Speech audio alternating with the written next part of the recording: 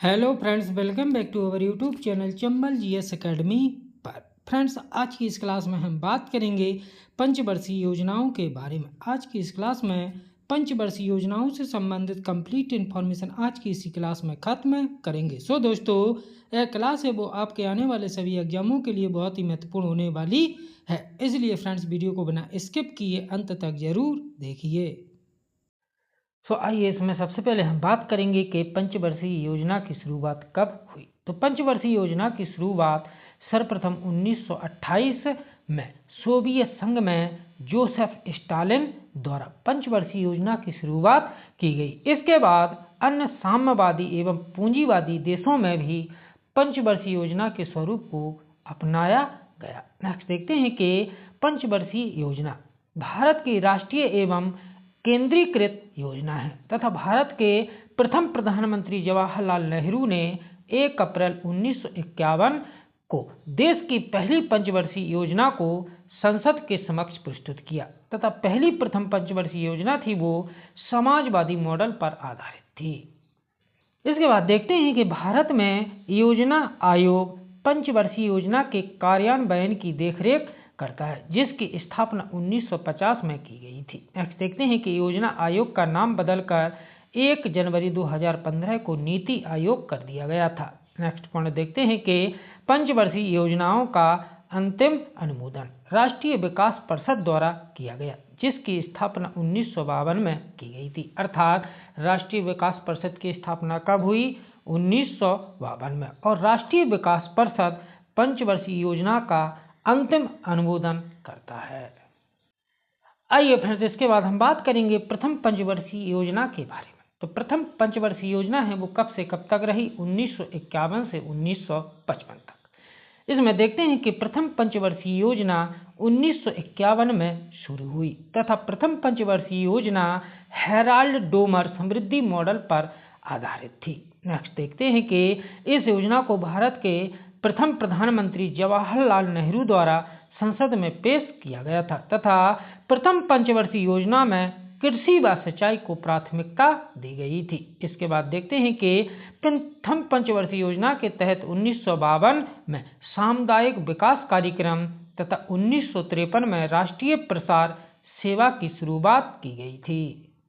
इसके बाद next point देखते हैं कि इसके अलावा प्रथम पंचवर्षीय योजना में भाखड़ा नांगल डैम, दामोदर घाटी व हीराकुंज जैसी बहुउद्देशीय परियोजनाओं का भी निर्माण किया गया था। इसके बाद देखते हैं कि प्रथम पंचवर्षीय योजना एक सफल योजना थी, जिसमें प्राप्त वृद्धि दर लक्ष्य वृद्धि दर से अधिक था। अर्थात प्रथम पंचवर्षीय योजना में लक्ष्य वृद्धि दर 2.1% था, जबकि प्राप्त वृद्धि दर 3.6% था। आइए फ्रेंड्स, प्रथम पंचवर्षीय योजना के बाद आती है दूसरी पंचवर्षीय योजना। दूसरी पंचवर्षीय योजना 1956 में प्रारंभ हुई और 1961 तक चली। दूसरी पंचवर्षीय योजना थी वो पीसी महालनोबिस मॉडल पर आधारित थी तथा द्वितीय पंचवर्षीय योजना में भारी उद्योगों और सार्वजनिक क्षेत्रों को बढ़ावा दिया गया। दूसरी पंचवर्षीय योजना किस मॉडल पर आधारित थी? पीसी महालनोबिस मॉडल पर आधारित थी तथा इस योजना में किस क्षेत्र को बढ़ावा दिया गया? तो द्वितीय पंचवर्षीय योजना में भारी उद्योगों और सार्वजनिक क्षेत्र को बढ़ावा दिया गया तथा द्वितीय पंचवर्षीय योजना के तहत ही राउरकेला उड़ीसा, भिलाई छत्तीसगढ़ और दुर्गापुर पश्चिम बंगाल लोहे इस्पात कारखानों की नींव भी द्वितीय पंचवर्षीय योजना के दौरान डाली गई। इसके अलावा द्वितीय पंचवर्षीय योजना में integral coach factory, Chittaranjan locomotive की स्थापना भी द्वितीय पंचवर्षीय योजना के दौरान हुई। इसके बाद देखते हैं कि द्वितीय पंचवर्षीय योजना भौतिकवादी योजना के नाम से भी जानी जाती है तथा द्वितीय पंचवर्षीय योजना के तहत भारत में सहायता क्लब की स्थापना की गई थी तथा द्वितीय पंचवर्षीय योजना में लक्ष्य वृद्धि दर 4.5% रहा था, जबकि प्राप्त वृद्धि दर 4.27% रहा था। द्वितीय पंचवर्षीय योजना के समाप्त होने के बाद आती है तृतीय पंचवर्षीय योजना। तृतीय पंचवर्षीय योजना 1961 में प्रारंभ हुई तथा 1966 तक चली। तृतीय पंचवर्षीय योजना थी वो स्फूर्तिवाद योजना के रूप में भी जानी जाती है। इसके बाद देखते हैं कि तृतीय पंचवर्षीय योजना का मुख्य उद्देश्य था कि अर्थव्यवस्था को गतिमान व आत्मनिर्भर बनाना। तृतीय पंचवर्षीय योजना का मुख्य उद्देश्य था। तो इसके बाद देखते हैं कि तृतीय पंचवर्षीय योजना थी वो जॉन संडी व सुखमय चतुर्वेदी के समृद्धि मॉडल पर आधारित थी तथा तृतीय पंचवर्षीय योजना के दौरान ही 1962 में भारत चीन युद्ध, 1965 में भारत पाकिस्तान युद्ध तथा 1965-66 में भीषण अकाल के कारण यह योजना असफल हो गई। इसके बाद देखते हैं कि तृतीय पंचवर्षीय योजना के तहत पहली बार रुपया का अवमूल्यन किया गया तथा तृतीय पंचवर्षीय योजना में Bokaro oil and steel industry की स्थापना रूस के सहयोग से झारखंड में की गई तथा वर्ष 1964 में यूनिट ट्रस्ट ऑफ इंडिया और industrial development bank of India की स्थापना भी तृतीय पंचवर्षीय योजना के दौरान की गई। इसके बाद देखते हैं कि वर्ष 1965 में भारतीय खाद्य निगम तथा कृषि कीमत आयोग की स्थापना तृतीय पंचवर्षीय योजना के दौरान हुई थी।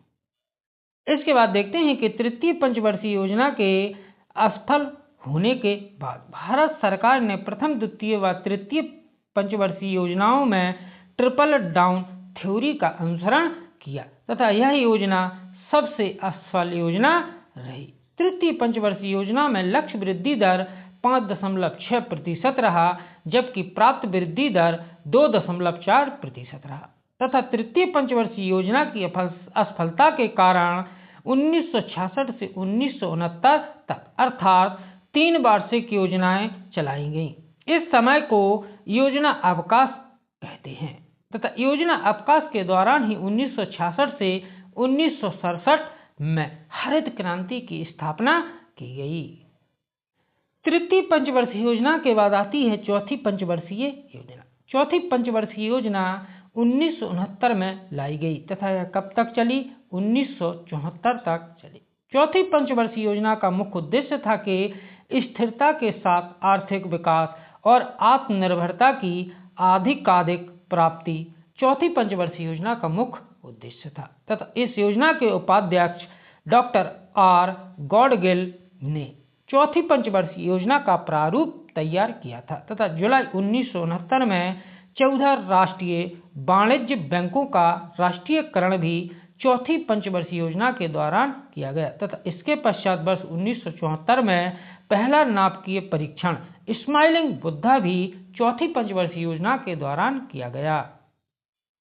इसके बाद देखते हैं कि चौथी पंचवर्षीय योजना के अंतर्गत सूखा प्रवण क्षेत्र कार्यक्रम 1973-74 व परिवार नियोजन कार्यक्रम की शुरुआत भी चौथी पंचवर्षीय योजना के दौरान की गई तथा मौसम की प्रतिकूलता व बांग्लादेशी शरणार्थियों का आगमन इस योजना की असफलता का मुख्य कारण बना था तथा चौथी पंचवर्षीय योजना की लक्ष्य वृद्धि दर 5.6% रहा था जबकि प्राप्त वृद्धि दर 3.3% था। चौथी पंचवर्षीय योजना के समाप्त होने के बाद आती है पांचवी पंचवर्षीय योजना। पांचवी पंचवर्षीय योजना 1974 से 1979 तक चली तथा इस योजना का मुख्य उद्देश्य था कि देश में गरीबी उन्मूलन और रोजगार बढ़ाना पांचवी पंचवर्षीय योजना का मुख्य उद्देश्य था।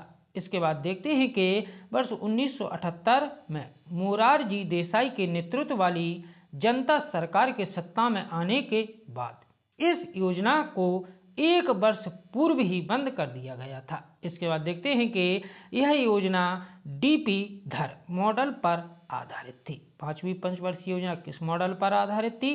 तो डीपी धर मॉडल पर आधारित थी तथा पांचवी पंचवर्षीय योजना के अंतर्गत 1974 में न्यूनतम आवश्यकता प्रोग्राम की भी शुरुआत की गई तथा 2 अक्टूबर 1975 को पांचवी पंचवर्षीय योजना के दौरान क्षेत्रीय ग्रामीण बैंक की भी स्थापना हुई थी। इसके बाद देखते हैं कि पांचवी पंचवर्षीय योजना के दौरान ही वर्ष 1975 में 20 सूत्री कार्यक्रम की शुरुआत हुई तथा 1977 से 1978 में काम के बदले अनाज कार्यक्रम की शुरुआत भी पांचवी पंचवर्षीय योजना के दौरान की गई। इसके बाद देखते हैं कि 1977 से 1980 तक गुन्नार मॉडल पर आधारित रोलिंग प्लान की शुरुआत की गई, क्योंकि 5वीं पंचवर्षीय योजना 1 वर्ष पहले ही जनता सरकार द्वारा समाप्त कर दी गई थी। इसके बाद देखते हैं कि इस समय योजना आयोग की उपाध्यक्ष डी.टी. लकड़वाला थे और भारत में इसे लागू करने का श्रेय डी.टी. लकड़वाला को ही जाता है। अर्थात 5वीं पंचवर्षीय योजना को लागू करने का श्रेय किसको जाता है? डी.टी. लकड़वाला को। इसके बाद देखते हैं कि वर्ष 1979 में ग्रामीण युवा स्वरोजगार परीक्षण कार्यक्रम ट्राइसीमी की शुरुआत की गई। इसके बाद देखते हैं कि 5वीं पंचवर्षीय योजना को 1999 में स्वर्ण जयंती ग्राम स्वरोजगार परियोजना में मिला दिया गया तथा स्वर्ण जयंती ग्राम स्वरोजगार परियोजना केवल 2 वर्ष तक ही चल सकी, क्योंकि उस समय जनता सरकार गिर गई और पुनः कांग्रेसी सरकार ने 6वीं पंचवर्षीय योजना को 1980 में शुरू कर दिया तथा 5वीं पंचवर्षीय योजना में ही पहली बार गरीबी व बेरोजगारी पर ध्यान दिया गया। इसके बाद देखते हैं कि 5वीं पंचवर्षीय योजना में ही गरीबी हटाओ का नारा दिया गया था तथा 5वीं पंचवर्षीय योजना में लक्ष्य वृद्धि दर 4.4% रहा था, जबकि प्राप्त वृद्धि दर 4.8% रहा था। 5वीं पंचवर्षीय योजना के समाप्त होने के बाद आती है 6वीं पंचवर्षीय योजना। 6वीं पंचवर्षीय योजना है वो 1980 में आई तथा 1985 तक चली। 6वीं पंचवर्षीय योजना में गरीबी निर्माण, निवारण, आर्थिक विकास, आधुनिकीकरण, आत्मनिर्भरता तथा सामाजिक न्याय इस योजना के मुख्य उद्देश्य थे तथा 6वीं पंचवर्षीय योजना में ग्रामीण बेरोजगारी उन्मूलन हेतु संपूर्ण देश में कार्यक्रम चलाए गए, जैसे IRDP, NERP, TRY-SEM द्वारा DWA, CRA, RLEGP आदि कार्यक्रम 6वीं पंचवर्षीय योजना के दौरान चलाए गए। 6वीं पंचवर्षीय योजना में गरीबी को नापने हेतु निर्देशांक बनाए गए, जो 2400 कैलोरी ग्रामीण व 2100 कैलोरी शहरी क्षेत्रों हेतु निर्धारित किए गए। अर्थात इससे कम कैलोरी प्रतिदिन प्राप्त करने वाले गरीब गरीबी रेखा के नीचे माने जाएंगे। इसके बाद देखते हैं कि 6वीं पंचवर्षीय योजना में शिवरामन समिति की सिफारिश पर नाबार्ड अर्थात राष्ट्रीय कृषि और ग्रामीण विकास बैंक नाबार्ड की स्थापना 6वीं पंचवर्षीय योजना के दौरान की गई तथा जनसंख्या नियंत्रण हेतु परिवार नियोजन कार्यक्रम भी 6वीं पंचवर्षीय योजना के दौरान चला गया तथा 6वीं पंचवर्षीय योजना में 1980 में 6 बैंकों का राष्ट्रीयकरण भी किया गया। इसके बाद देखते हैं कि 1982 में एग्जाम बैंक और 2 अक्टूबर 1982 को नाबार्ड की स्थापना भी 6वीं पंचवर्षीय योजना के दौरान की गई। 6वीं पंचवर्षीय योजना में लक्ष्य वृद्धि दर 5.2% रहा, जबकि प्राप्त वृद्धि दर 5.4% रहा। 6वीं पंचवर्षीय योजना के बाद आती है 7वीं पंचवर्षीय योजना। 7वीं पंचवर्षीय योजना 1985 से 1990 तक रही तथा 7वीं पंचवर्षीय योजना का मुख्य उद्देश्य था कि समृद्धि, आधुनिकीकरण, आत्मनिर्भरता और सामाजिक न्याय पर बल देना 7वीं पंचवर्षीय योजना का मुख्य उद्देश्य था तथा 7वीं पंचवर्षीय योजना की रूपरेखा रामकृष्ण हेगड़े द्वारा तैयार की गई थी तथा 7वीं पंचवर्षीय योजना के काल में ही जवाहर रोजगार योजना 1989 में तथा इंदिरा आवास योजना 1985-86 में शुरू की गई थी। इसके बाद देखते हैं कि 7वीं पंचवर्षीय योजना के दौरान ही 1986 में स्पीड पोस्ट की शुरुआत की गई। 1986 में काबाड़ की शुरुआत गांव के विकास हेतु व 1988 में सेवी की स्थापना 7वीं पंचवर्षीय योजना के दौरान की गई। इसके बाद देखते हैं कि 7वीं पंचवर्षीय योजना में लक्ष्य वृद्धि दर 5% रहा, जबकि प्राप्त वृद्धि दर 6% रहा। इसके बाद देखते हैं कि 7वीं पंचवर्षीय योजना राजनीतिक अस्थिरता के चलते 1990 से 92 में योजना लागू नहीं हो सकी और 1990 से 91 और 91 से 92 में 2 वार्षिक योजना चलाई गई तथा 1991 में नरसिम्हा राव की सरकार के वित्त मंत्री मनमोहन सिंह ने आर्थिक नीति की शुरुआत की, अर्थात उदारीकरण, वैश्वीकरण व निजीकरण की शुरुआत 7वीं पंचवर्षीय योजना के दौरान की गई तथा वर्ष 1990 में लघु उद्योगों के विकास हेतु सिडबी की स्थापना भी 7वीं पंचवर्षीय योजना के दौरान की गई। आइए इसके बाद हम बात करेंगे 8वीं पंचवर्षीय योजना के बारे में। तो 8वीं पंचवर्षीय योजना का कार्यकाल 1952 से 1997 तक रहा तथा 8वीं पंचवर्षीय योजना का मुख्य उद्देश्य मानव संसाधन का विकास करना था तथा इस योजना की रूपरेखा है वो प्रणब मुखर्जी द्वारा तैयार की गई थी तथा 8वीं पंचवर्षीय योजना के कार्यकाल में 1 जनवरी 1995 में भारत विश्व व्यापार संगठन का सदस्य भी बना था। इसके बाद देखते हैं कि 8वीं पंचवर्षीय योजना के दौरान ही प्रधानमंत्री रोजगार योजना की शुरुआत वर्ष 1993 में हुई तथा 8वीं पंचवर्षीय योजना में लक्ष्य वृद्धि दर 5.6% रहा, जबकि प्राप्त वृद्धि दर 6.8% रहा। 8वीं पंचवर्षीय योजना के समाप्त होने के बाद आती है 9वीं पंचवर्षीय योजना।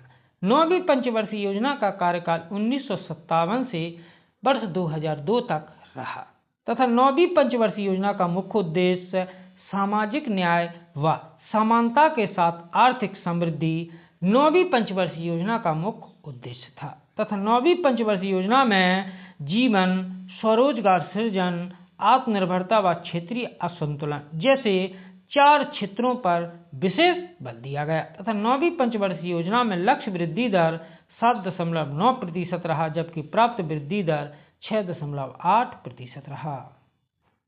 9वीं पंचवर्षीय योजना के बाद आती है 10वीं पंचवर्षीय योजना। 10वीं पंचवर्षीय योजना 2002 से 2007 तक रही तथा 10वीं पंचवर्षीय योजना आगत निर्गत मॉडल पर आधारित थी तथा इस योजना का मुख्य उद्देश्य था कि गरीबी का अनुपात 26 से घटाकर 21 लाना 10वीं पंचवर्षीय योजना का मुख्य उद्देश्य था तथा वर्ष 2011 तक 15% लाने का लक्ष्य भी 10वीं पंचवर्षीय योजना के दौरान रखा गया तथा इसका मुख्य उद्देश्य अगले 10 वर्षों में भारत की प्रति व्यक्ति आय को दोगुना करना 10वीं पंचवर्षीय योजना का मुख्य उद्देश्य था। इसके बाद देखते हैं कि 10वीं पंचवर्षीय योजना में भारतीय अर्थव्यवस्था की सर्वाधिक वृद्धि दर 2006-07 में 9.6% रही थी तथा 10वीं पंचवर्षीय योजना में लक्ष्य वृद्धि दर 8.1% तथा प्राप्त वृद्धि दर 7.5% रहा। आइए इसके बाद हम बात करेंगे 11वीं पंचवर्षीय योजना के बारे में। तो 11वीं पंचवर्षीय योजना है वो 1 अप्रैल 2007 से 31 मार्च 2012 तक चली तथा यह योजना तीव्र एवं समावेशी विकास की दृष्टिकोण से बनाई गई थी, जिसमें जीडीपी का लक्ष्य 8% रखा गया, जबकि प्राप्त वृद्धि दर 7.5 की प्राप्ति हुई थी। इसके बाद देखते हैं कि यह योजना है वो सी रंगराजन द्वारा तैयार की गई थी तथा इस योजना के तहत शिक्षण संस्थानों पर ध्यान केंद्रित किया गया था। इसके बाद देखते हैं कि 11वीं पंचवर्षीय योजना के तहत 2009 में शिक्षा का अधिकार अधिनियम प्रस्तुत किया गया, जो कि वर्ष 2010 में लागू हुआ और इसमें 6 से 14 वर्ष की आयु के बच्चों के लिए शिक्षा को निःशुल्क एवं अनिवार्य कर दिया गया। इसके बाद देखते हैं कि 11वीं पंचवर्षीय योजना में लक्ष्य वृद्धि दर 8% रहा था, जबकि प्राप्त वृद्धि दर 7% रहा था। इसके बाद बात करेंगे 12वीं पंचवर्षीय योजना के बारे में। तो 12वीं पंचवर्षीय योजना 1 अप्रैल 2012 में लाई गई तथा कब तक रही? 31 मार्च 2017 तक। 12वीं पंचवर्षीय योजना तीव्र, सतत, समावेशी विकास के लक्ष्य के साथ शुरू की गई, जिसमें जीडीपी की वार्षिक वृद्धि दर 8% रखी गई। 12वीं पंचवर्षीय योजना में कृषि के क्षेत्र में 4%, उद्योग में 9.6%, सेवा क्षेत्र में 10% रखी गई, जबकि बचत दर जीडीपी का 36.2% तथा निवेश दर 8.7 घोषित की गई। इसके बाद देखते हैं कि राजकोषीय घाटा जीडीपी का 3.2% रखने का लक्ष्य भी 12वीं पंचवर्षीय योजना में रखा गया तथा चालू खाता जीडीपी का 2.5% 12वीं पंचवर्षीय योजना के दौरान रखा गया।